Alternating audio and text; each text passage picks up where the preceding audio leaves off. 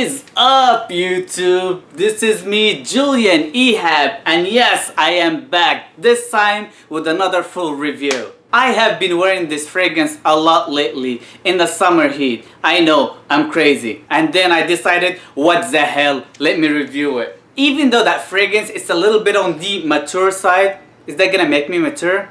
I don't know. And if I am, I don't know from which side. Anyway, you guys are having a great review today, even though some of you guys don't really like it that much. You guys are curious to know which fragrance it is, right?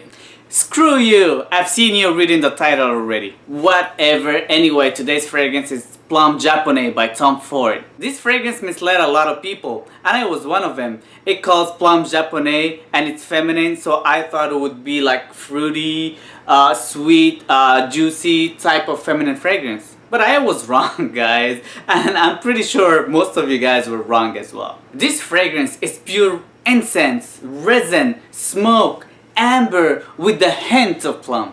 Don't get me wrong, plum is the main note, is the most prominent note in this compositions, and it's not going anywhere. I just said that because it's not, the plum here is not the way I expected it to be. And Tom Ford labeled this fragrance as a women fragrance. Tom Ford, what were you thinking? It is pretty masculine, guys, at least to me, and to many people that I know of, at least friends and families that I made him sniff that fragrance. Even my wife thinks this fragrance is too masculine for me. I am a little embarrassed. Anyway, let's move on to the breaking down of this composition.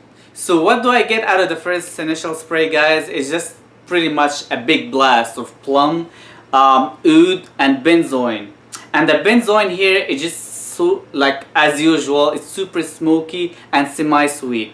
And that's what you guys think it has got incense in it, but there is no incense note or anything at all whatsoever. But the benzoin with these spices gets you that effect. There is a prominent cinnamon note as well, what makes the fragrance pretty spicy and pretty dark. In the mid, it gets a little sweeter because of the vanilla and the amber with a hint of saffron. That's what I feel that it's got a little bit of a leathery vibe. That's because of the saffron. That's what it usually does. And it gets greener and woodier as well because of the fir note. And that's why I just get a Christmas tree vibe out of it, because fir just smells pretty much like a Christmas tree.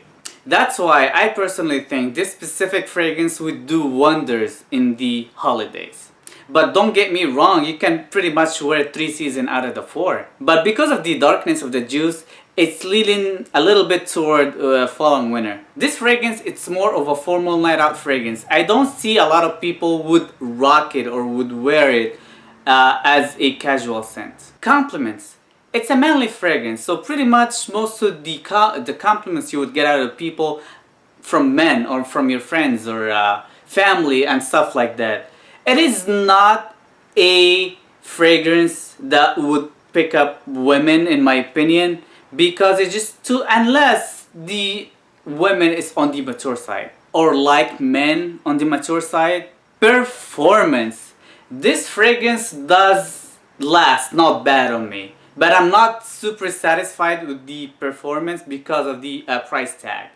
But I can't really complain. It lasts from 7 to 9 hours on my skin, and I don't have the greatest skin, trust me, guys. But I do a trick. I always spray it on my clothes, and when I do that, it really enhances the performance of this fragrance, and it lasts 24 hours on me.